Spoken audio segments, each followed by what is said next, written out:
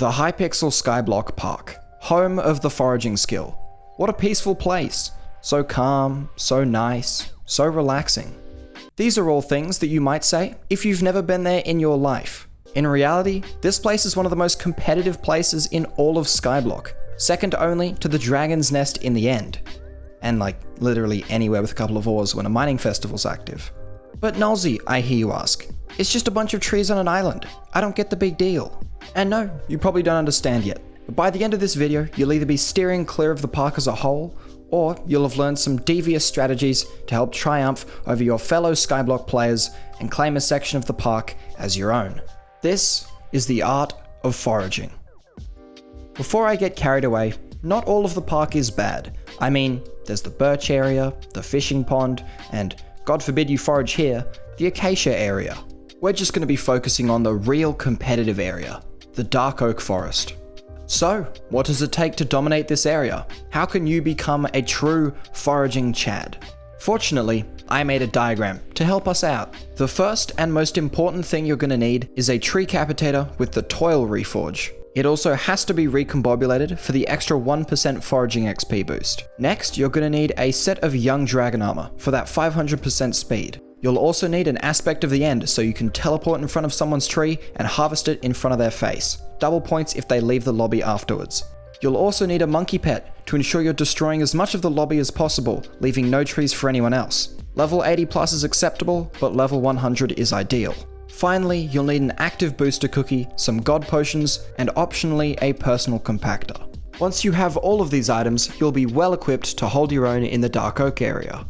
Now let's have a look at pathing. At some point, you're going to have to switch lobbies because some guy in Unstable with a tree capitator and an uncommon ocelot pet has decided to make your lobby his new home.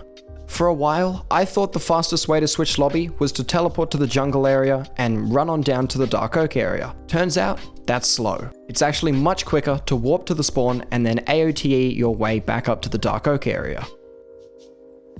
Now that you know how to get in and out of the park, let's have a look at how to maximize efficiency while foraging. Efficient foraging is a game of timing and rhythm. If you hit the trees too slowly, you're not going to be getting the most XP possible. If you hit the trees too quickly, it's going to be even worse. I made another diagram, this time in Microsoft Paint. Let's have a look. I'm not sure if this diagram makes any sense or not, but it made sense in my head, so we're going to give it a go. What this shows is the cooldown period for a tree capitator after it has made a swing. The dotted line represents the perfect timing for when the next swing should be made. Anything after that dotted line, and you're going to be a little too late for the swing. You're going to be foraging too slowly, and you're not going to have the maximum efficiency XP gain. But if you go too fast, something even worse will happen. You'll miss a swing.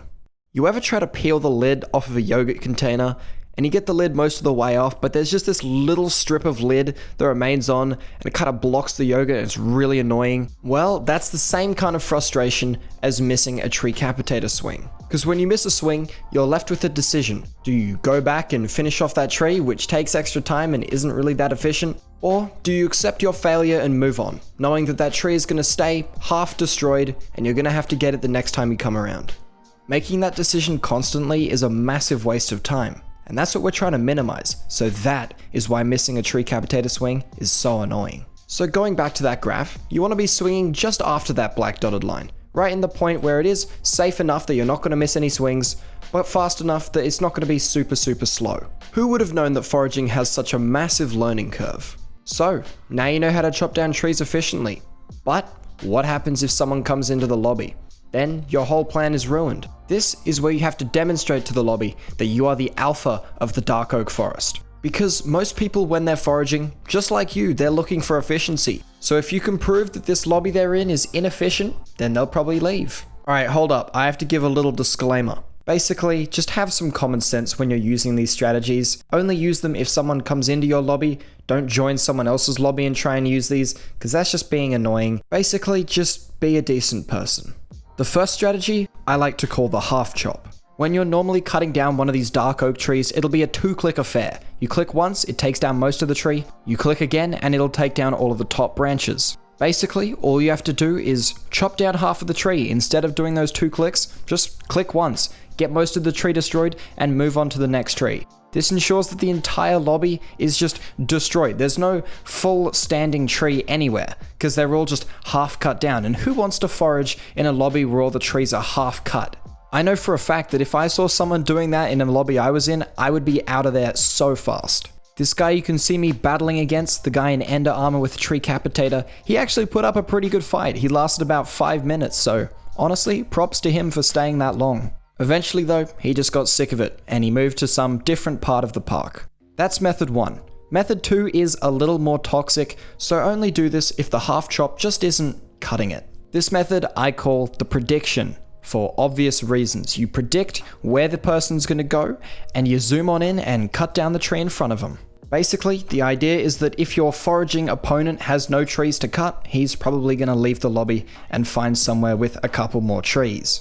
As you can see, the guy who I was foraging against here, Quack is here, he left after a while. You know, just wasn't up to it. As Sun Tzu once said, if you know the enemy and know yourself, you need not fear the results of 100 battles. Not really sure how this quote applies to the video, but I figured it resonates nonetheless. So there you have it. Equipped with this knowledge, you'll be able to dominate nearly any park lobby. Anyway, I hope this was a bit useful, and if it wasn't, I hope it was at least slightly entertaining. Feel free to subscribe if you enjoyed it, and I'll see you all later. Bye bye.